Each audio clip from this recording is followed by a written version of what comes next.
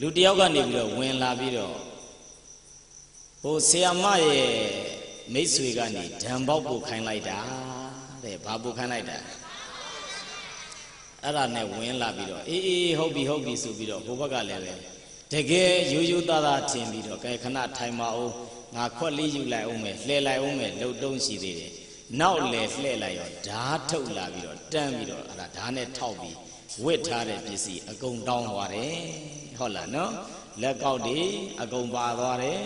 ဆွဲကြိုးအကုန်ပါသွားတယ်ငကတ်အကုန်ချွတ်ပေးလိုက်ရတယ်တရံပဲတစ်ဖက်ပဲကျန်းနေကြတာငါအလှတန်းပြုเสียရလေးရှိလို့ဒါလေးတော့ထားခဲ့ပါအောင်လို့တောင်းမှန်ဖို့ဒါနည်းနည်းလည်းပဲသူတော်ကောင်းစိတ်ရှိတဲ့တခါလည်းပဲဖြစ်လိမ့်မယ်နဲ့တူတစ်ဖက်တော့ထားသွားတယ်နော်တစ်ဖက်ကျန်းနေကြတော်သေးတယ်လာပြီးစီးတယ်စီးရမယ်အကုန်တော့ယူမသွားဘူးနော်နောက်တစ်ဦးကကြတော့လည်းပဲအဲ့တိုင်ညပိုင်းမှာဝင်ပြီးလူငယ်3ယောက်ကနေဝင်ပြီးတော့နော်အိမ်မှာဝင်ဓမြတိုက်အဲ့ဒါကြတော့ဦးစင်းတို့ကျောင်းထဲမှာဦးစင်းကကျောင်းထဲမှာအင်တာနက်လှူပေးထားတာရှိတယ်တကဘာလုံးနဲ့ဆက်သွယ်လို့ရတယ်နော်အဲ့ဒီအင်တာနက်လှူတဲ့အပိုင်းမှာသူတို့မိသားစုကအများကြီးအဲ့ဒီမှာထောက်ပံ့ပေးထားတယ်အဲ့ဒီအိမ်မှာဝင်ပြီးတော့စီးတယ်မိသားစုက2ယောက်ပဲရှိတယ်2ယောက်ထဲမှာဒကမကဒါတတိကောင်းလို့သူတို့သိတော့မခံလိုက်ရအောင်နော်အပြင်ဘက်ကမီးကမလာတဲ့အခါကျတော့ဆက်နှိုးထားရတယ်ဆက်နှိုးထားရတယ်ဆိုတော့အထဲထဲမှာသူတို့2ယောက်ပဲနေကြတယ်ဒီဘက်ကဆက်ကိုအရင်ဆုံးပိတ်လိုက်ဟိုမီးကိုအရင်ဖြတ်လိုက်တဲ့အခါကျတော့မီးပိတ်သွားတော့ထဲထဲကဘာဖြစ်တယ်လဲလို့ထွက်အကြည့်ခေါင်းရိုက်ချလိုက်ချပြီးတော့အဲ့လူကိုထဲထဲဆွဲသွားပြီးတော့ကျိုးနဲ့တုပ်ထားဒကမကိုလည်းကျိုးနဲ့တုပ်အဲ့ဒါမျိုးလုပ်ပြီးတော့နောက်ဒကမကကျိုးဖြီလို့ရသွားပြီးတော့2ယောက်လုံးကဘုဒ္ဓဂါကလည်းပဲသူကအသိဉာဏ်ရှိတယ်ပြောရမှာရိုက်ချလိုက်တဲ့အခါကျဒါလူကောင်းတော့မဟုတ်တော့ဘူးဆိုသူသဘောပေါက်သွားတော့သေခြင်းအောင်ဆောင်းနော်မေ့ခြင်းအောင်ဆောင်းပြီးဒီတိုင်းနေလိုက်ပြီးတော့ဟိုသူဒကမဘက်ကိုသွားနေပြီဆိုတဲ့အခါကျမှဒီဒကာကနောက်ကနေထပြီးသူကိုယ်တိုင်ကလည်းလုံးတယ်ဒကမကလည်းပဲမခေဘူးဓာတ်နဲ့ပြန်ရမ်းတယ်နော်သူတို့2ယောက်တည်းနေတာဆိုတော့အိမ်ခေါင်းရင်းမှာတော့ဓာတ်ထိုးပြီးအိတ်တာပေါ်သေးသေးတော့မဟုတ်ဘူးမန်းလေးမြို့သူမြို့သားဟုတ်လားအေးအဲ့ဒါမျိုးဖြစ်ပြီးတော့ထွက်ပြေးမှအဲ့ဒါအော်ကြဟစ်ကြမှာမိသွားတာဟုတ်လား17နာရီလောက်မှ2ယောက်မိတယ်မနဲ့လင်းတော့1ယောက်မိပြီးတော့3ယောက်လောက်ပြန်ပြီးတော့မိအဲ့ဒါဘာတွေဖြစ်တယ်လို့ပြတာလဲ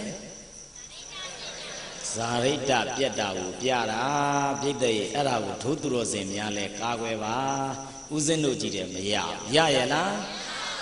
ကိုယ်တိုင်ကိုယ်စိတ်တဲ့ကိုဒါမလုပ်တဲ့လုပ်ငန်းပဲဆိုပြီးတော့လက်တွေ့ပေါ့ခုဘာဖြစ်တုံးဆိုဥစဉ်ကူကားပေါ့နော်ဒါဖောက်တဲ့ချပေးလေအောင်နော်ဥစဉ်တို့ဒီတရားဝဲတွေသွားနေကြကားတနေရာမှာရက်ထားလိုက်တယ်နော်ညအိတ်ထားလိုက်တယ်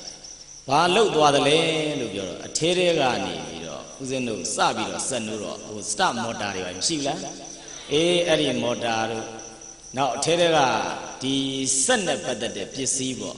ဘယ်လောက်တန်တဲ့ဟာတုံးဆိုရင်ဂျပန်ဖြစ်ဆိုလို့ရှိရင်တော့တို့3သိန်းလောက်တန်မှာပေါ့အဲ့ဒါကိုညာပိုင်းဖြုတ်ခိုးသွားတယ်နော်ဒါကားရက်ထားတာနော်ရက်ထားတာကိုအဲ့ဒါဖြုတ်ခိုးသွားအဲ့ဒါဘာဖြစ်လာတာလဲပစ္စည်းကဦးဇင်းတို့ကတော့အများကောင်းမှုတွေနဲ့ဝယ်တက်နေတော့ဘာမှနှမျောစရာမရှိပါဘူးဟုတ်လားနော်ဒီကပြန်သွားပြန်တက်ပြန်ဖြစ်နော်ဖြစ်ဘူးလားဒါပေမဲ့ဇာရိတ္တဒီလောက်ငွေ3သိန်းကတော့တကယ်မရှိရင်တက်တောင်းလို့ရမရဘူးလားခုတရားဝဲသွားမယ်လို့တဲ့ခါကျမှကောက်ပြီးဖွင့်လိုက်တော့နှိုးလို့မရတော့ဘူးစက်တွေကတွန်းလို့လည်းမရတော့အကုန်ဖြုတ်တာအဲ့ဒါမျိုးဆိုတော့သိုးသလားမသိုးဘူးလားအေးအဲ့ဒါမျိုးကပို့ပြီးတော့ဇာရိတ္တပြက်တာကကြောက်စရာကောင်းတာပြည့်တဲ့တကယ်သာမရှိလို့ကတော့1000 2000ကတော့ကြိုက်တဲ့ချိန်လာတောင်းသူမြန်းစီတော့သွားမခိုးပါနဲ့ဦးဇင်းတို့ရှိရင်ပေးလွတ်လိုက်မယ်ဟုတ်လားတကယ်မရှိလို့ရှင်လာတောင်းရသလားမရဘူးလားဘုန်းကြီးရန်နေစီကိုအကူကြီးတောင်းမှာသွားပြီးတော့ဇာရိတ္တနဲ့1000 2000ငွေနဲ့တော့သွားမလဲပါနဲ့တခါခိုးမိရင်နောက်ထပ်လည်းဘာဖြစ်ရှင်ချောင်းနဲ့ထင်ပြီးတော့လုံးမိဟုတ်လားနော်တခါပြီးတခါဖြစ်လာရင်တဖြည်းဖြည်းနဲ့အဲ့ဒါဂျေးအောင်တာနဲ့တယ်နောက်ပိုင်းဘဝဆုံးသွားတဲ့တန်မိုးရှိရဲ့လားအေးအဲ့ဒီဘဝမျိုးကိုမရောက်ပါစေနဲ့အဲ့ဒါကြောင့်ဆိုလိုချင်တာကလောကထဲမှာနေကြတဲ့အခါကျတော့ဘဝချမ်းသာဆုံးရှုံးရတဲ့ပုဂ္ဂိုလ်ဘုရားကဘယ်နှယောက်ဟောထားလဲနံပါတ်1ပါတယ်လေ ဝိသမလောဘနဲ့အသက်ရှင်နေတဲ့သူဒေါသကြီးတဲ့သူတွေဝေထိုင်းမိုင်းနဲ့နေတဲ့သူစိတ်ဓာတ်တည်ငြိမ်မှုမရှိဘဲနဲ့နောင်တပူပန်တတ်တဲ့သူအမြဲတမ်းတန်တရားမျက်လုံးနဲ့နေတဲ့သူတဲ့စုပေါင်းဘယ်နှယောက်တို့သူတော်စင်များကနာယုံနဲ့တော့တရားကအလကားပဲဘာလို့မှအကျိုးရှိမှာလဲကိုယ့်ရဲ့ဘဝတွေကိုထဲ့သုံးတရားကျင့်ဆိုတချို့ကထင်တာကတောထွက်ရမယ်တရားထိုင်ရမယ်ထင်နေတာမဟုတ်ဘူးဈေးလေးရောင်းလိုက်ရင်ကိုကတမ္မာအာဇီဝဖြစ်အောင်ငါချိန်ဝင်အလေးခိုးလို့မဖြစ်ဘူးသဘောပေါက်ပါနော်လုပ်လို့မရဘူးလားရတယ်ဟုတ်လားနော်ဘယ်နေရာမှာပဲကြည့်ကြည့်ပေါ့ကိုကိုဆင်ញင်လို့မရဘူးလားအော်စပိန်လေးဒီနန်းမှာတော့မခတ်ဖဲနဲ့ထားတာတကယ်လို့မြန်ပြောက်သွားပြဿနာတက်လိမ့်မယ်ငါတော့လေးခတ်ပေးထားခဲ့ဦးမှာလုပ်လို့မရဘူးလားအော်စပိန်လေးကတော့မခတ်ဘူးငါနင်းပြီးတုတ်သွားဦးမှာဒါမျိုးလည်းပဲမရှိဘူးလားလမ်းလေးတွေတွေးလိုက်တယ်အော်လမ်းလေးမကောင်းဘူးဆိုတော့ဒီလမ်းလေးငါပြင်လိုက်ဦးမှာဆိုပြီးတော့တရားလေးတွေမြန်တကယ်လို့မကောင်းရင်ပြင်လို့မရဘူးလားအဲ့လိုမဟုတ်ဘဲနဲ့ဒီတရားလေးကကြွနေတယ်ဒီအသားလေးအိမ်ယူသွားမိဆိုင်အောင်မရဘူးလားအဲ့လိုလေအရေးကြီးတာကစိတ်ပဲဘာလဲအရေးကြီးတယ်စိတ်ဓာတ်ကမစွန့်ရင်ကြံတာစွန့်သေးလားအေးအဲ့ဒါကြောင့်စိတ်ဓာတ်ဒီအရေးကြီးပါတယ်ဒီစိတ်ကောင်းတာလေဒီစိတ်ပဲဆိုးသွားတာလေဒီစိတ်ကောင်းသူနဲ့ဆိုးသူကဘာကွာတယ်လဲလို့ပြောရင်ဘာသာရေးအသိမရှိတဲ့ပုဂ္ဂိုလ်ကပူဆိုးတတ်တယ်ဘာဆိုးတတ်လဲပူဆိုးတတ်တယ်အဲ့ဒါကြောင့်ဦးဇင်းတို့ကတရားပွဲများဆိုလို့ရှိရင်လေတော်တော်များများတကားတွေလည်းပဲနာစေခြင်းနဲ့ပြည့်တဲ့ဘယ်သူတွေလည်းနာစေခြင်းခုတ်စားကဒကမများကတော်တော်နိုင်တာပဲနော်ဒကာတွေကိုနိုင်သလားမနိုင်ဘူးလားနိုင်လို့အိမ်မှာထားပြစ်ခဲ့တာဒီမဲ့ပါရဲ့လားမပါဘူးလိုက်ကြည့်လိုက်ဒကာနည်းနည်းပဲပါတို့အိမ်ဆောက်တို့တရားသွားနာမယ်ပြန်လာဒကာဖွင့်ပေးဖွင့်မပေးရင်အကွဲပဲဟုတ်လားတခါတည်းပြောထားခဲ့ဘူးပေါ့တယ်ဟုတ်လားဒီမှာတရားနာတော့ယောက်ျားလေးနည်းသလားမနည်းဘူးအဲ့ဒါကြောင့်မို့တရားနာတဲ့အခါလည်းပဲဒကာတွေလည်းပဲနာပြီးမှနှမို့ဆိုရင်ဒကမကတရားနာကုသိုလ်ရဒကာကတောက်ပြီးမူးကြံနေခဲ့ရင်အဲ့ဒါ50-50ဖြစ်တော့50-50ပဲဒီဘက်ကကုသိုလ်လုပ်တဲ့ပုဂ္ဂိုလ်ကရာဂန်နှုန်း50ကုသိုလ်ရဟိုဘက်ကအကုသိုလ်က50ကပြန်ဆွဲတော့စီးပွားရေးဖြစ်သေးလားဒီဘက်ကတရားနာတဲ့ကုသိုလ်လေးနဲ့စီးပွားရေးဖြစ်မဲ့ကြံဟိုဘက်ကတောက်ထားတာလေးနဲ့ပြန်ပြီးတော့နှုတ်လိုက်တော့ကြံသေးလားအဲ့ဒါကြောင့်မို့တရားနာလဲဇုံတွဲလောက်နာရမယ်ဟုတ်လားနော်အေးအဲ့ဒါကြောင့်မို့ဘာသာရေးရှိတဲ့သူနဲ့မရှိတဲ့သူဒီအစစရရကွာသလားမကွာဘူးလားကွာတယ်အဲ့ဒါကြောင့်ဘဝကိုတန်ဖိုးရှိနေမယ်ဟဲ့လို့ဆိုရင်ဘာလဲပဲသိတဲ့တယ်လဲလို့ပြောရင်ဘဝတန်ဖိုးမြင့်တင်ကြောင်းတရားတွေသိတဲ့တယ်တဲ့ဘာသိတဲ့စုပေါင်းဘယ်နှပါဘဝမြင့်တဲ့ညောင်တရား၄ပါးရှိပါတယ်အဲ့ဒီ၄ပါးကဗုဒ္ဓဟောတာလေးတွေတော့ရှင်းနေတာလူကမရှင်းတာဘယ်သူကမရှင်းတာလဲလူကမရှင်းတာဘဝအဆင့်မြင့်ညင်တယ်ဆိုရင်နံပါတ်1ယုံကြည်မှုရှိရဒါရှိရယုံကြည်မှုရှိရမယ်ဘာတွေကိုယုံရမလဲလို့ပြောရင်ဖရာယုံရမယ်တရားယုံရမယ်သံဃာယုံရမယ်ကံကိုယုံရမယ်ကံရဲ့အကျိုးတရားကိုယုံရမယ်ဘာတွေယုံရမလဲ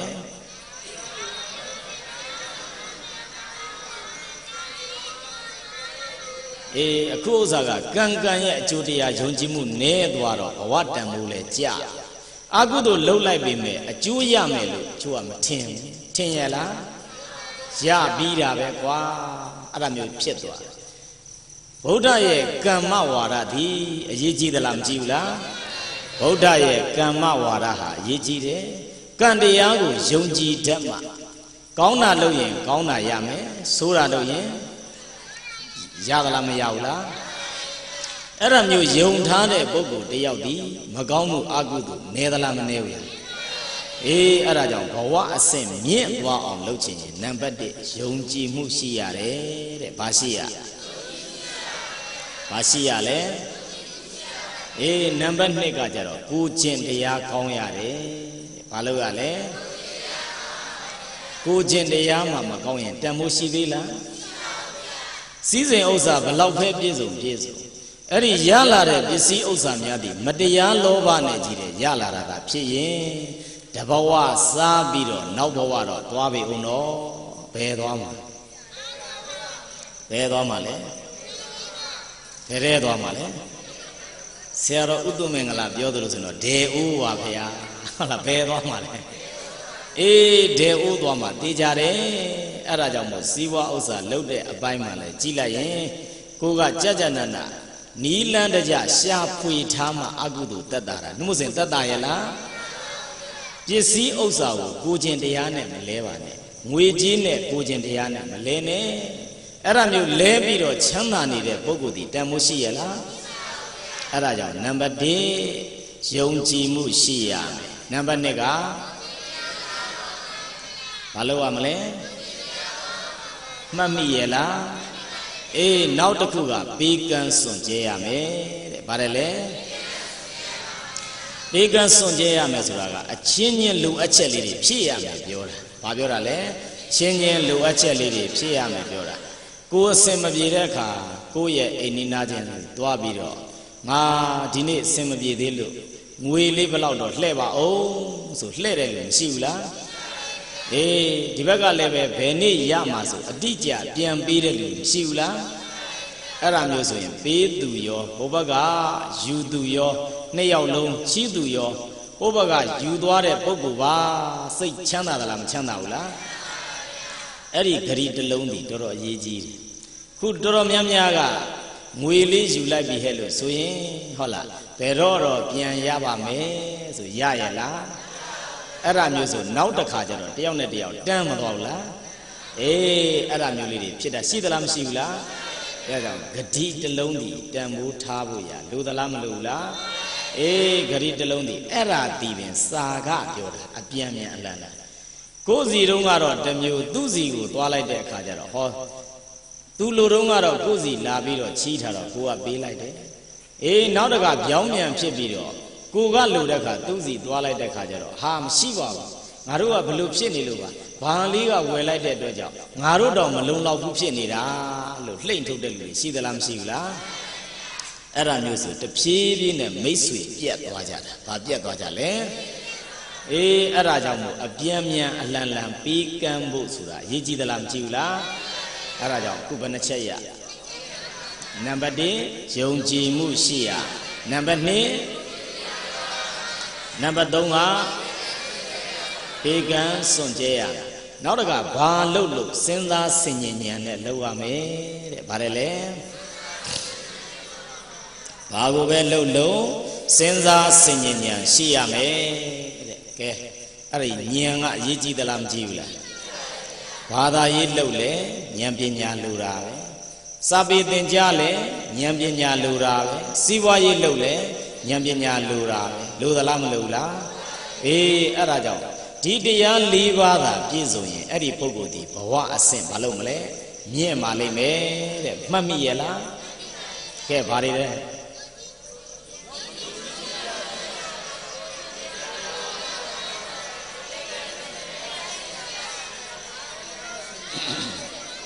စူးစမ်းဆင်ញင်တတ်တဲ့ပညာရှိရမယ်တဲ့ဉာဏ်ပညာစုပေါင်းဘယ်နှမျိုးဦးဇင်းတို့ကတော့ပြောပေးုံလောက်ရတယ်ကျင့်ရမှာဘယ်သူကျင့်ရဦးဇင်းတို့လည်းပဲတရားများဟောပြီးဘာမှမကျင့်လို့ကတော့ဦးဇင်းတို့လည်းပဲတဘောဝပဲနောက်ဘဝကျဘယ်သွားတဲ့အိုးပဲဟုတ်လားဘယ်သွားမှလဲအေးအဲ့ဒါကြောင့်ကိုတဲ့အိုးကိုကြည်ထားဟုတ်လားနော်တဲ့အိုးမသွားဖို့ရာအတွက်အပင်ငရဲမကြဖို့ရာအတွက်ကကိုယ့်ပေါ်မှာမူတယ်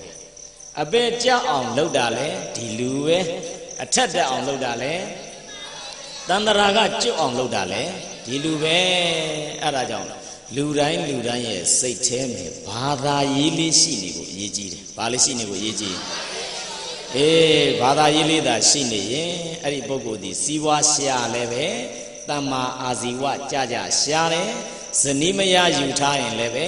အဲ့ဒါကြနာနာတောင်းကြည်အောင်ပေါင်းသင်းဆက်ဆံပြီးတော့လှုပ်ကြွေးတယ်မကြွေးဘူးလားဇနီးမယားကလည်းပဲဩဒီလိုလှုပ်ကြွေးနေတဲ့ လင်းယောက်ျားကိုယူယူသေးသေးဆက်ဆံတတ်တယ်မဖြစ်ဘူးလားအဲ့ဒီလိုမှမဟုတ်ရင်တော့လကားပဲအိမ်အောင်ကြလည်းပဲခဏပြီးသွားတာနဲ့တပြည့်နဲ့ရိုက်ကြနှက်ကြတော်ကြရံဖြစ်လိုက်တော်လေးနေယုံရောက်လိုက်လက်မထိုးမဲ့တကယ်ကဲမဖြစ်ဘူးထိုးမယ်မထိုးဘူးနဲ့ဒါနဲ့တင်အချိန်ကုန်ပြီးတော့ရှေ့မရောက်တာတွေရှိတယ်ရှိသလားမရှိဘူးလားအဲ့ဒါမျိုးမဖြစ်ပါစေနဲ့အဲ့ဒါကြောင့်ယောက်ျားလေးကလည်းဘာသာရေးရှိမှမိန်းကလေးကလည်းဘာသာရေးရှိမှရုပ်လေးမြင်ပြီးကြိုက်လို့တော့မရဘူးရရလားကလေးလေးတွေရလာတယ်နဲ့ရုပ်လေးရလှသေးလားငကိုကလောက်လှသေးလားအဲ့ဒါမျိုးဖြစ်ပြီးတော့တချို့ကစီးပွားရေးလေးကလည်းတက်ဇနီးဖြစ်တဲ့ပုဂ္ဂိုလ်ကလည်းကလေးလေးတွေကရလာတော့နေရင်ထိုင်ရင်ကိုမကြည်တော့တာနော်ဟင်းလေးချက်ထားလဲပဲသူကြိုက်တာလေးချက်ထားလဲမင်းဒါကြီးတယ်ပဲငါဘလို့ကောင်းထင်းလို့တော့ဒါမျိုးဖြစ်လာတတ်တယ်ဟုတ်လားနော်ဘလို့လေးပဲအစဉ်ပြေအောင်လုပ်လို့မပြေတာလေးတွေရှိသလားမရှိဘူးလားအေးအဲ့ဒါမျိုးဖြစ်ပြီးတော့တဖြည်းဖြည်းနဲ့ကြံဖန်ပြီးတော့အပြစ်ရှာရင်နဲ့နောက်တစ်ယောက်ရှာသွားတဲ့လူတွေရှိသလားမရှိဘူးလားရှိတယ်အိမ်အောင်ပြုတယ်ဆိုတာကလည်းယောက်ျားလေးရောမိန်းကလေးရောအတူတူပဲပထမစယူထားလိုက်တော့ကတော့ဒီကမ္ဘာလောကမှာရှိတဲ့ပုဂ္ဂိုလ်တွေထဲမှာငါယူတဲ့ဇနီးမယားဒီအချောဆုံးလို့ဖြစ်တတ်တယ်နော်ယောက်ျားလေးပိုင်းလည်းပဲအဲ့ဒီအတိုင်းမိန်းကလေးကအတွက်လဲငါယူတဲ့ယောက်ျားလေးဒီအချောဆုံးပဲလို့ထင်တတ်တယ်နည်းနည်းလေးလည်းပဲပေါင်းလာရောအပြစ်တွေကမြင်လာစိတ်ဓာတ်ကယုံမှုကောင်းတဖြည်းဖြည်းနဲ့ပေါ်မလာဘူးလားပေါ်လာတယ်ဘာလို့လဲပြောတော့ရေရှည်ပေါင်းပြီဆိုတဲ့အခါကျတော့စိတ်ပဲလိုက်ကြည့်တယောက်နဲ့တယောက်အပြစ်တွေလိုက်ကြည့်တယ်ဘာတွေလိုက်ကြည့်လဲအပြစ်တွေလိုက်ကြည့်ငကိုကလေးမှာကိုကမဲတာယူထားပြီပြတော့ကြမှာမဲမှကွဲချင်ပါတယ်ဖြစ်တဲ့လူကရှိသေးတယ်အဲ့ဒါမရှိသလားမရှိဘူးလားအေးအဲ့ဒါမျိုးတွေလည်းဖြစ်တယ်နော်ချိုးကလည်းပဲပုတာယူထားပြီးရေရှည်ပေါင်းတဲ့အခါကျမှအရက်ပုပါတယ်ဆိုကွဲတဲ့လူကရှိတယ်ရှိသလားမရှိဘူးလားကြည်တုံးကကိုယ့်ကိုအပြည့်စုံကြည်ထားဟုတ်လားအရက်မောင်းကဘလောက်လဲဘလို့လဲအသားရောင်ကဘလို့လဲသွားကဘလို့လဲပြီးသွားမှအဲ့ဒါသွားတွေကဘလို့တွေဖြစ်နေယုံဖို့ကောင်းတယ်အဲ့ဒါမျိုးတွေဖြစ်ပြီးတော့ကြံဖန်ပြီးကွဲတာတွေရှိတယ်ရှိသလားမရှိဘူးလားအဲ့ဒါမျိုးမလုပ်ပါနဲ့အဲ့ဒါကြောင့်မို့ဘာသာရေးမရှိရင်တော့အဲ့တိုင်းဖြစ်တတ်တယ်ဖြစ်သလားမဖြစ်ဘူးလားဘာသာရေးလိုသလားမလိုဘူးလားဇန်တရားမတရားဖို့တရားရဖို့အတွက်လိုသလိုပဲတို့သူတော်စင်များရဲ့လောကရဲ့အတွက်လဲလိုသလားမလိုဘူးလားအေးလိုတယ်အဲ့ဒါကြောင့်မို့စီးပွားရေးလေးကြိုးစားပြီးတော့တို့လောက်ကြဆိုရင်လင်းနဲ့မယားကအပြန်ပြန်အလှန်လှန်တိုင်တိုင်မင်မင်လေးရှိမှာဟုတ်လားနော်အနှုတ်မို့ဆိုရင်တော့အလုတ်သွားလည်းပဲစိတ်မချအိမ်ထားခဲ့လဲစိတ်မချရှိသလားမရှိဘူးလားဘယ်သွားစီးပွားရေးလုပ်ရရလားတို့ဗမာများနောက်ကျနေတာအဲ့ဒါပဲဟုတ်လားနော်အဲ့ဒါမျိုးစိတ်မချရင်လည်းပဲမင်္ဂလာဆောင်ကလေးကအိတ်ကြီးကြီးဝယ်ထားနော်ဘာဝယ်ထားရမလဲအိတ်ကြီးကြီးဝယ်ထားပြီးတော့အလုတ်သွားရင်လည်းပဲဂျောဘုတ်အိတ်ထဲထည့်သွားဟုတ်လားနော်ပြီးသွားနဘေးအဲ့ဒါငုတ်တုတ်ထိုင်ခိုင်းတာပြန်လာရင်လည်းပဲဂျောဘိုးအိတ်ထဲပြန်ထည့်ပြီးရင်ပြန်တယ်ခဲ့အဲ့ဒါမျိုးလုပ်ဖို့ပဲရှိတော့တယ်ဟုတ်လားနော်အေးအဲ့ဒါကြောင့်မို့လောကမှာမိသားစုရေးမှာအဆင်မပြေရင်စီးပွားရေးအဆင်ပြေသေးလားနံပါတ်1ရေးကြည့်တာကမိသားစုငြိမ်းငြိမ်းချမ်းချမ်းလေးရှိမှာနော်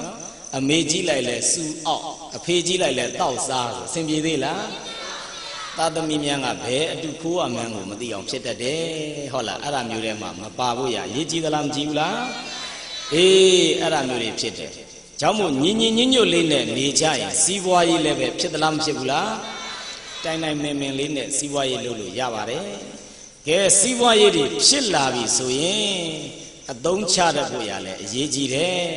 အနှုတ်မို့ဆိုရင်ဇနီးမယားကလည်းမြောက်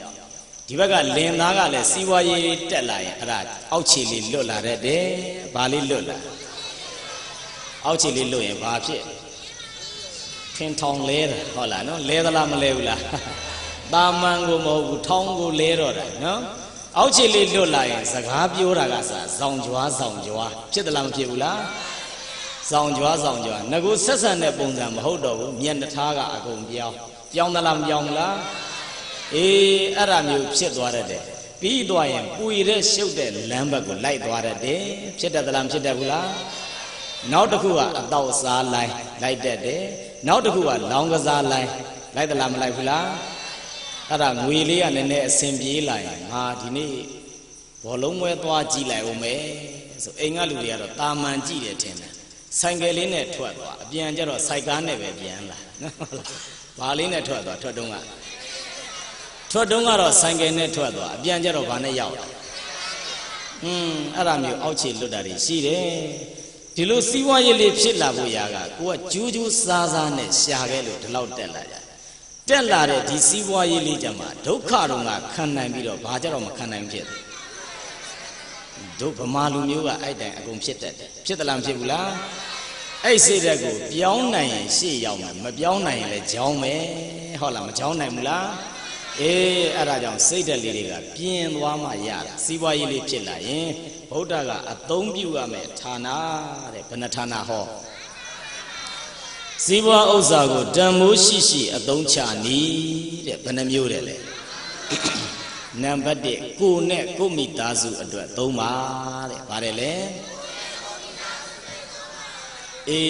အငယ်အနှောင်းနေပါရဲ့လားအဲ့ဒါလက်သေးခွင်းထည့်တာအငယ်အနှောင်းမပါလို့ဟုတ်လားနော်ကိုကနည်းနည်းလေးစီးပွားတက်လာရင်ကိုနဲ့ကိုမိသားစုပဲနံပါတ်1အရင်ကြည့်ရဟုတ်လားနော်အဲ့ဒီကိုကြည့်ထားနှုတ်မို့စင်မကြည့်နိုင်ရင်ဘေးထွက်သလားမထွက်ဘူးလားအဲ့ဒါကြောင့်ပစ္စည်းဥစ္စာကြီးပွားလာရင်ကိုနဲ့ကိုမိသားစုငကိုတော့ကဆိုင်ကယ်လေးမရှိသေးရင်ဆိုင်ကယ်လေးဝယ်လိုက်လို့မရဘူးလားမိသားစုများပျော်ပျော်ရွှင်ရွှင်နဲ့သွားပြီးဖျားသွားကြောင်းတက်အတူတူသွားလို့မရဘူးလားအဲ့ဒါမျိုးလုပ်လို့ရပါတယ်အဲ့ဒါကြောင့်ကိုနဲ့ကိုမိသားစုအတွက်လိုအပ်ချက်တွေမရှိဘူးလားအဲ့ဒီအတွက်သုံးပါတဲ့နံပါတ်2ကကြတော့ဆွေမျိုးများအတွက်သုံးပါတဲ့ဗါတယ်လေဆွေမျိုးများအတွက်သုံးပါဆွေမျိုးတည်းမဲ့လည်းပဲစီးပွားဥစ္စာတူနေရင်တော့လောကကအဆင်ပြေတယ်ဟုတ်လားနော်အဆင်ပြေတယ်ဆိုသူကလည်းနေနိုင်ထိုင်နိုင်ကိုကလည်းနေနိုင်ထိုင်နိုင်ဆိုရင်ရန်တော့မဖြစ်ဘာတော့ဖြစ်လို့ကြိတ်ပြီးတော့ပြိုင်တတ်တယ်ဘာဖြစ်တယ်လဲကြိတ်ပြီးတော့ပြိုင်တတ်တယ်မောင်နှမအရင်နေတောင်မှနော်အကူကြီးတာဖြစ်တာငါတို့လောက်စီးပွားရေးကမတက်ဘူးဖြစ်တတ်တယ်အမကပြောတာခက်ညံ့မှာပဲဖြစ်တတ်တယ်ဖြစ်သလားမဖြစ်ဘူးလားအဲ့ဒါမျိုးသွားပြီးတော့မလုပ်ပါနဲ့တအိမ်ထဲမှာလာပြီးဆုံလို့ဆိုတာလွယ်ရလားမလွယ်ဘူးတကဘာလုံးလူကြီးဘယ်လောက်ရှိတန်ပေါင်း6500ရှိဘယ်လောက်ရှိလဲတိုက်ကြီးဘယ်နှတိုက်ရှိများလိုက်လားဘယ်နှတိုက်ရှိတာတော့တိုက်ကြီးဘယ်နှတိုက်ရှိဘယ်နှတိုက်ရှိဟာ9တိုက်ပဲရှိတာကျောင်းသားတွေဘယ်နှတိုက်ရှိကိုယ်လည်းကြမှာ2တိုက်လဲပိုးလောင်ဟုတ်လားနော်အဲ့လိုတိုက်ဒီမရှိတော့တို့အာရှတိုက်မရှိဘူးလားလူတယောက်ဖြစ်တယ်ဟဲ့လို့ဆိုရင်ကိုကဒီနိုင်ငံမှာဖြစ်ပြီးတော့သူကဟိုးအမေရိကတိုက်မှာရောက်နေရင်တွေ့နိုင်နေလားတို့အာရှရဲဆုံမှုကိုလွယ်ရလားအာရှမှာအရှိတောင်အာရှမှာမြန်မာမှာတခါမန္တလေးမှာဒီနန္တာရက်ကွက်ထဲမှာမိသားစုတအိမ်နဲ့ဆုံမှုလွယ်ရလားအဲ့ဒါကြောင့်အတော်သင့်ပါရမီနဲ့တော့ဒီအိမ်မှာလာလူဆုံမှုမလွယ်ဘူးလွယ်ရလားအဲ့ဒါမျိုးညီကုံမောင်နှမအနေနဲ့တွေ့ထားတော့မှတို့သူတော်စင်များစိတ်တက်လေးတွေကယူယူသားဖြူဖြူစင်စင်နဲ့ပေါင်းပါဘယ်လိုပေါင်းရမလဲအကိုကြီးဆိုရင်လည်းအကိုကြီးလို့ယူယူသေးသေးလေးလေးစားစားအမကြီးဆိုရင်လည်းအမကြီးလို့ယူယူသေးသေးလေးလေးစားစားညီဆိုရင်လည်းပဲတနာတဲ့စိတ်နဲ့ညီမဆိုရင်လည်းတနာတဲ့စိတ်နဲ့နေလို့မရဘူးလားအဲ့ဒါကဘာသာရေးရှိမှနေတတ်တယ်ဘာမှနေတတ်တာလဲအဲ့ဒါကြောင့်ပစ္စည်းဥစ္စာလေးတွေရလာရင်ဒီဆွေမျိုးများအတွက်ညတသုံးပါတဲ့ဘာအတွက်သုံးရမလဲဆွေမျိုးများအတွက်ညတသုံးပါဘယ်နှချက်ရှိသွားတစ်ကကိုနဲ့ကိုမိသားစုအတွက်နှစ်ကသုံးကကြတော့ကိုနဲ့ပေါင်းသင်းနေတဲ့မိတ်ဆွေများအတွက်တဲ့ဘယ်အတွက်တယ်လဲမိတ်ဆွေတွေရှိသလားမရှိဘူးအဲ့ဒီမိတ်ဆွေများအတွက်သူတို့ရဲ့လိုအပ်ချက်လေးတွေကိုယ့်ဘက်ကပြည့်စုံပြီဟဲ့လို့ဆိုရင်ကိုယ့်ရဲ့မိတ်ဆွေတွေအတွက်စဉ်းစားပြီးလို့မရဘူးလား တို့လိုအပ်ချက်လေးတွေဖြည့်ဆည်းပေးလိုက်လို့ရတယ်တချို့ကကြတော့ငကိုမရှိတော့ကတော့ညီညီညွတ်ညွတ်နဲ့နေကြမိတ်ဆွေပေါင်းတဲ့နဲ့ဆက်ဆံပြီးတော့နေကြနည်းနည်းလေးလည်းပဲစီးပွားရေးတက်လာတာနဲ့တပြိုင်နက်လှဲ့ကိုမကြည့်တော့အဲ့ဒါမျိုးရှိသလားမရှိဘူးလားအဲ့ဒါမျိုးဆိုရင်တဖြည်းဖြည်းနဲ့ဆက်ဆံရေးတွေပြတ်သလားမပြတ်ဘူးလားအဲ့ဒါမျိုးမလုပ်ရဘူးတဲ့ဘယ်သူအတွက်သုံးရမလဲမိတ်ဆွေများအတွက်သုံးပါစုပေါင်းဘယ်နှချက်ရဘာလဲပြောရင်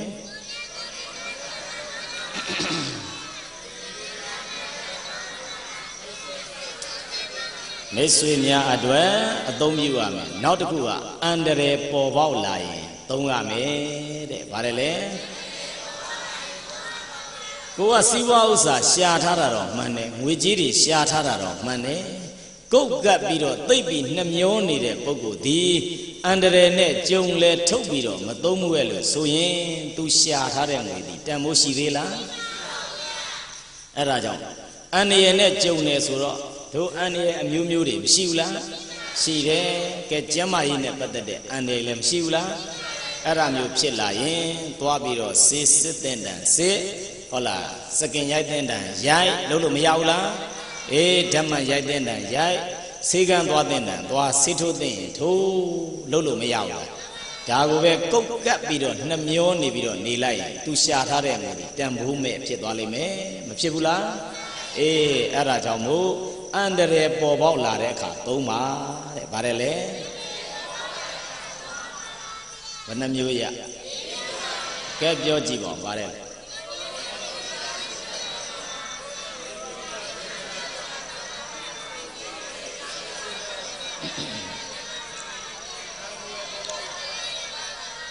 အေးနောက်တစ်မျိုးကြည့်လိုက်လို့ရှိရင်နောက်တစ်မျိုးကကုသိုလ်ရာရေးအတွက်အသုံးချပါတဲ့ဗါတယ်လေကုသိုလ်ရာရေးဆိုဘုန်းကြီးတွေလူလို့မရဘူးလားဖယားလူလို့မရဘူးလားကိုယ့်ရဲ့အမေဖေပြုစုလို့မရဘူးလားအေးကိုယ့်ရဲ့ကွက်တွေလုပ်လို့မရဘူးလားသာသနာတော်တရက်လုံးတွေကုသိုလ်လုပ်လို့မရဘူးလားအဲ့ဒါမျိုးကုသိုလ်ရာရေးအတွက်လည်းလုပ်ပါတဲ့အဲ့ဒါကြောင့်ပစ္စည်းဥစ္စာရှိလာပြီဟဲ့လို့ဆိုရင်ဘယ်နှဌာနမှာသုံးရမလဲမှတ်မိရဲ့လားကဲတစ်ခေါက်လောက်ပြောကြည့်ပါ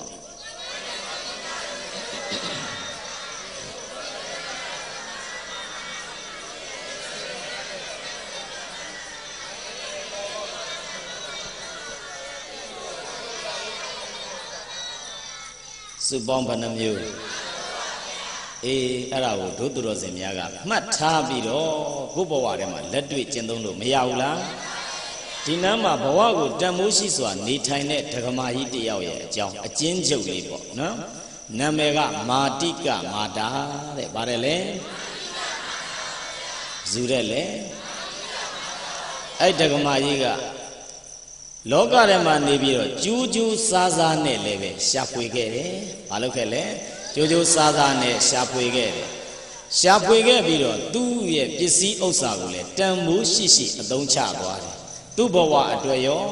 သူ့ရဲ့နောင်ရေးအတွက်ပါသူဟာကြာကြာနာနာတန်ဖိုးရှိရှိအသုံးချသွားတယ်။ဟုတ်လား။ရွာလေးကမာတိကရွာ။ဘာရွာတဲ့လဲ။မာတိကရွာတဲ့ဒကမာကြီးရဲ့နာမည်ကမာတိကမာတာဒီရွာလေးကဘလို့ဆက်ဆက်နေတယ်လဲလို့ပြောရင်ယဟန်တော်အပါ60နဲ့ဆက်ဆက်ပါတယ်လေယဟန်တော်အပါ60တို့ဟာဘုရားရှင်ကိုတော်မြတ်ရဲ့ထံတော်ပါသွားပြီးတော့ရှင်ဘုရားတပည့်တော်တို့ဒီဝါမှာတော့ဒီတာဝဋ္ဌိပြည်ဇေတဝန်ကျောင်းမှာတရင်မသုံးတော့ပါဘူးဘုရားရှင်ဘုရားစီကနေတရားတောင်းပြီးတော့တောရွာလေးတွေသွားပြီးတော့တရားအထုတ်ပါမယ်ဆိုယဟန်ဘလောက်ကတောင်းတာ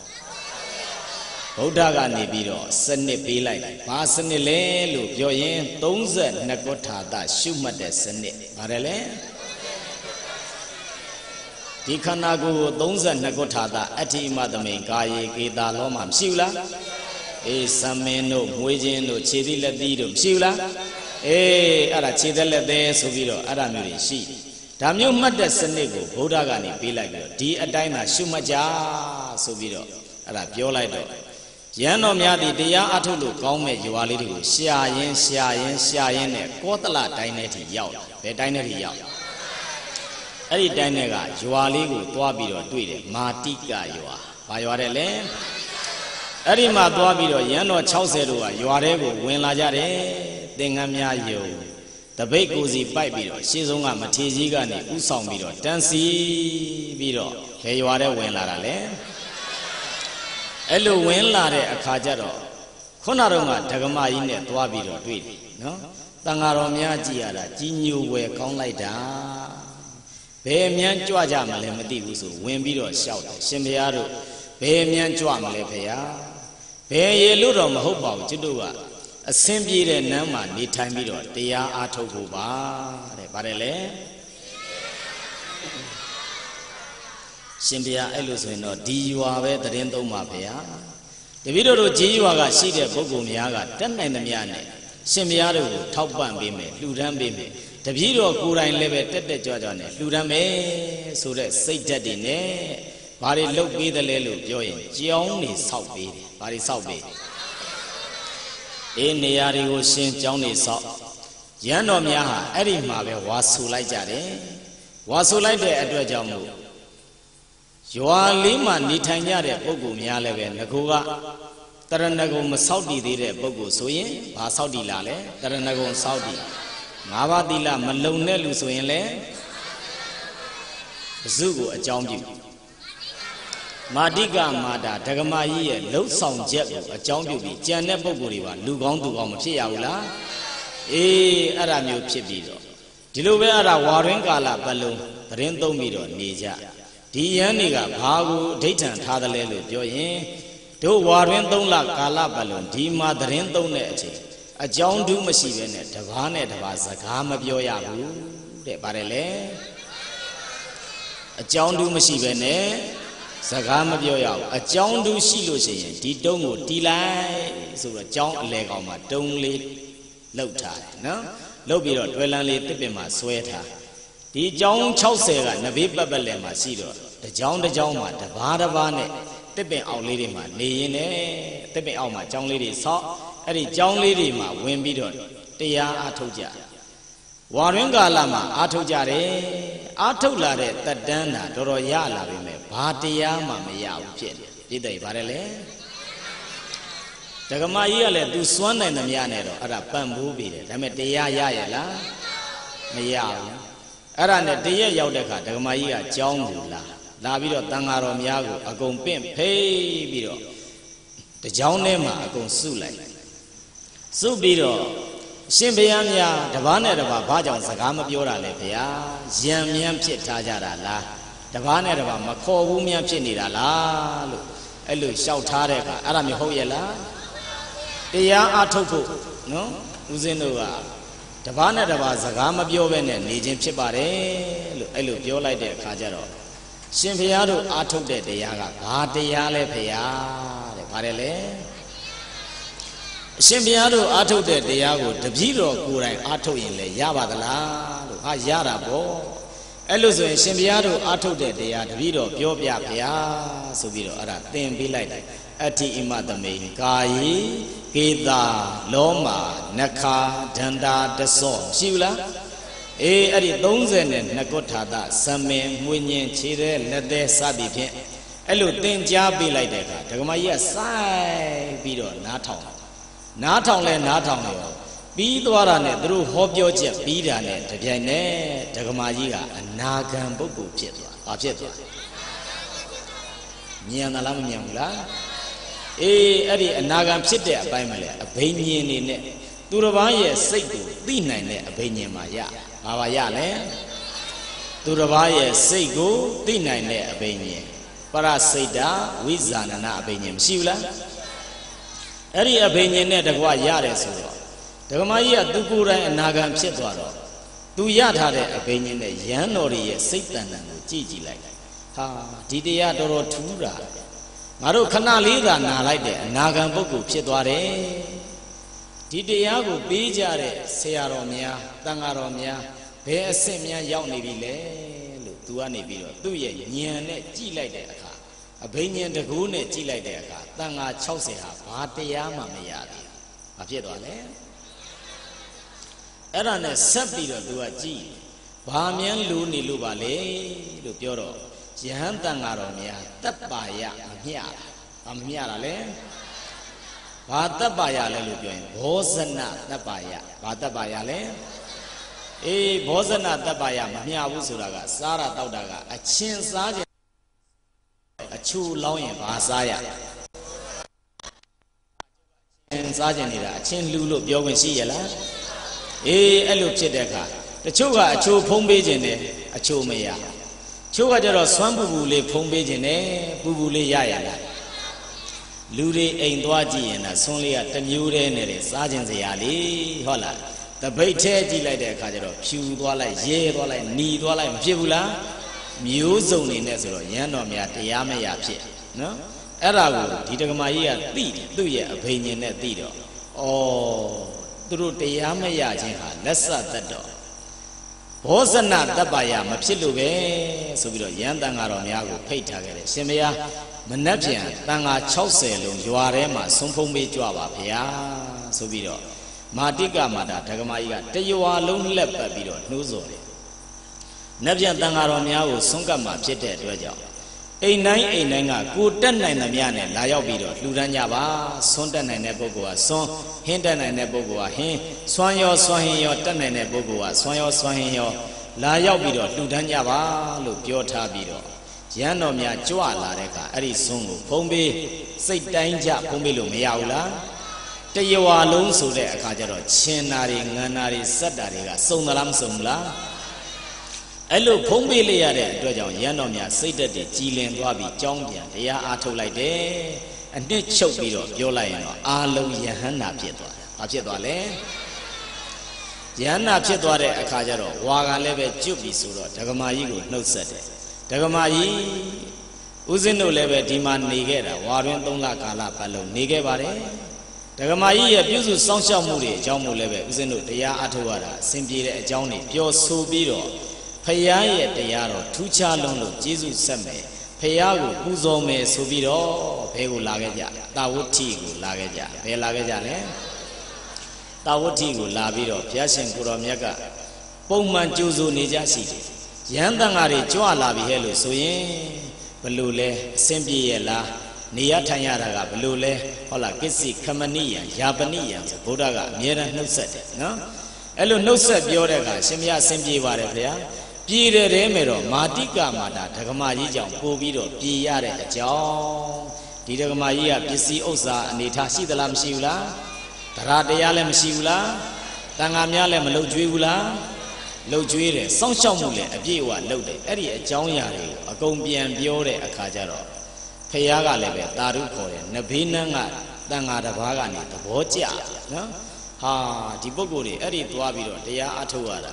Baby, simply Rabe, Naleve Eridua Atoya, Goma Be, so Ainanga, Tangagani Biro, Payasin Kuramia Tangani, Queen down Biro, Tanga Chausegaro, Pema Nigele, Tawitima Nigebiro, Tabaga Babian Lale, Dima Labiro, Ara, Madiga Yuau, Labitea, Atome Sujo, Lalada, Diguro Sa, Katua Guga, Sega Blue Almedo. Kukurori, Piore, Dance, Takamayiga, a Banian Swan, a supernome power, Yatara, Yamaya, Nasanji, Mayame. Ari, you are legal, Yaulaidan, Viana, Jian Light. Teaching the Viasi Lere, Boguli Lion, Kauma, Parele. To Yauda, Takamaya, Ingatlanti, Nianalam Nimla. I don't mean me, do Gianna will let Lido, the Viasi Leme Bogo, who light. No, Babu like that. A Johnny Bari, then Simbi, Simbi Laila. Nabiore, Daily, Dandan Yaula, not a cabian me to a Senzari. Yenny by Show ye Libu in Gaume, the Balibu in Gauma. Do Gianna Dime Dolini Yaw. Now Manasozo Limian, Yagu Swanley Puin, Gaume, Yaudalama Yaula. If even the Lauswan at Tagamai, Kurai Mia and Gaume, so Tagamaya Sonia is where be Yauchalara, Hola, Swandalam Swamula. Allow this Swanaka to land, the land the Lama Lama. Naga Putuze, Jauman in them, ဟိုတွေးဒီတွေးနဲ့ကောင်မလေးတွေအကြောင်းမြန်တွေးမိရင်တော့ပြဿနာပဲအကုသိုလ်တွေတော့ဖြစ်ရင်တော့ငါဘာတွေတွေးနေတာဆိုတာဒီတက္ကမကြီးကအကုန်သိလိမ့်မယ်အဲ့လိုဆိုတော့ငါဆက်နေရင်ငါအကုသိုလ်တွေအကုန်လုံးဘူးပေါ်တယ်လို့ပေါ်ပြီးဒုက္ခရောက်လိမ့်မယ်ဆိုတက္ကမကြီးနှုတ်တော်မဆက်ရဲဘူးအဲ့ဒါထွက်ပြေးတယ်ဘယ်ထွက်ပြေးလဲတာဝတိပြေကိုပြန်ပြီးထွက်ပြေးတော့ဟိုရောက်တော့တကဖယားနဲ့ပြန်ဟာမင်းမြန်လိုက်လားဘလို့ဖြစ်လာတာလဲဆိုတော့တက္ကမကြီးကအကုန်သိနေတာဖယားတပည့်တော်အဲ့လောက်သိနေမှတော့မနေရဘူးဆိုပြီးတော့ဖယားစီကိုသွားပြောတဲ့အခါကျမှဖယားကနေမဟုတ်ဘူးစိတ်သာထိန်လိုက်တဲ့ဘာသာထိန်လိုက်သင်ရဲ့စိတ်လေးသာထိန်လိုက်အဲ့ဒီစိတ်ကိုမင်းကနိုင်အောင်သာဆုံးမနိုင်တယ်ဟဲ့လို့ဆိုရင်ဘယ်မှာနေဘဇူတွေဘာတွေပဲသိပြဿနာရှိသေးလားအဲ့ဒါဘုရားကနေပြီးတော့သင်လွတ်လိုက်တဲ့အခါကျတစ်ခေါက်ပြန်လာပြီးတရားအထုတ်တာအဲ့ဒီမှာယဟန္တာဖြစ်သွားတယ်ဟုတ်လားဆိုလိုချင်တာကဘဝဆိုတာကတန်မိုးရှိအသုံးချမှပစ္စုပန်ရောတမလွန်ရောစိတ်ချရတယ်ပါတယ်လေ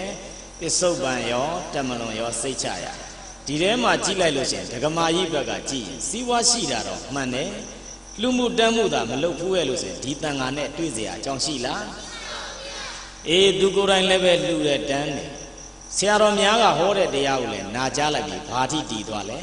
အနာဂံတိတည်သွားတယ်တို့သူတော်စင်လဲအဲ့ဒါမျိုးတီအောင်လုပ်လို့မရဘူးလားရန်တော်များလဲသာသနာပေါင်းရောက်တာတော့မှန်တယ်ဒါပေမဲ့ဒီတိုင်းမနေဘူးတရားအထုတ်မှုလုပ်သလားမလုပ်ဘူးလားအေးအဲ့ဒါကြောင့်သူ့ဘက်ရောကိုယ့်ဘက်ရောတန်ဖိုးရှိသလားမရှိဘူးလားရှိတယ်အဲ့ဒါမျိုးတန်ဖိုးရှိတဲ့ပုဂ္ဂိုလ်တွေသာဖြစ်မယ်ဟဲ့လို့ဆိုရင်ကောင်းသလားမကောင်းဘူးလားဦးဇင်းတို့ဖြစ်စေချင်တာကတော့တန်ဖိုးရှိစွာနေလိုက်ပါလို့တိုက်တွန်းနေတာဘာတိုက်တွန်းနေတာလဲနေလို့မရဘူးလားအေးအဲ့ဒါကြောင့်တရားတော်ရဲ့အမည်ဘာပေးထားလဲတန်ဖိုးရှိစွာနေလိုက်ပါလူဘဝမှာရခဲ့တဲ့တရားဘယ်နှပါတယ်လဲဘာတွေတဲ့လဲတရားတော်အပြင်စီးပွားဖြစ်လာဖို့ရာခဲရင်တယ်တရားတော်အပြင်အချမ်းရံရဖို့ရာခဲရင်တယ်အသက်ရှည်ဖို့ရာခဲရင်တယ်သိပြီးတဲ့နောက်သူဂတိရောက်ဖို့ရာခဲရင်တယ်တဲ့နောက်တစ်ခုကဘဝချမ်းသာဆုံးရှုံးရတဲ့သူဘယ်နှဦးတယ်လဲဘာတွေလဲပြောရင်ဝိသမလောဘနဲ့အသက်ရှင်တဲ့သူဒေါသကြီးတဲ့သူတွေဝေထိုင်းမိုင်းနဲ့နေတတ်တဲ့သူစိတ်ပူပန်တတ်တဲ့သူတန်တရားမျက်လုံးနဲ့အမြဲတမ်းနေတဲ့သူတဲ့ဘယ်နှဦးနောက်ဘဝကိုတန်မိုးမြင့်မယ်ဟဲ့လို့ဆိုရင်တရားဘယ်နှပါဘာတွေလဲပြောရင်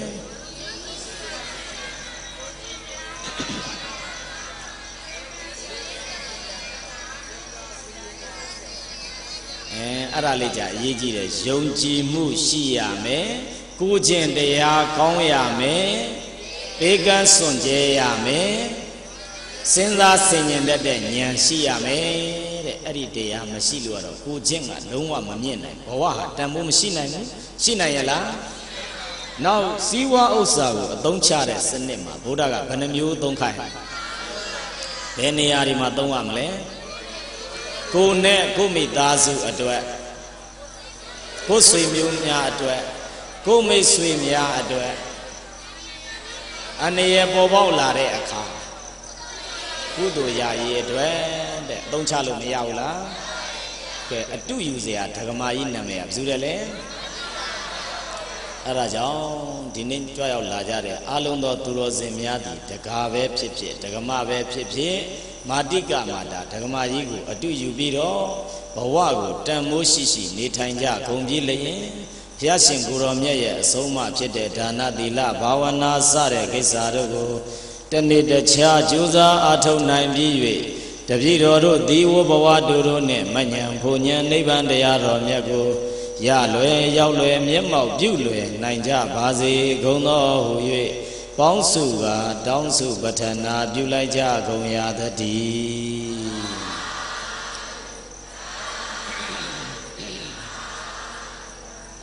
ကဲဦးဇင်းကတစ်ခေါက်ဆိုပေးမယ်တို့သူတော်စင်များကသုံးခေါက်စီဆိုသာဓုသုံးညိမ်ခေါ်ပြီးတော့ပြီးကြရအောင်ဗုဒ္ဓသာသနာနေရောင်ဝါ ရှိကြလင်စေသော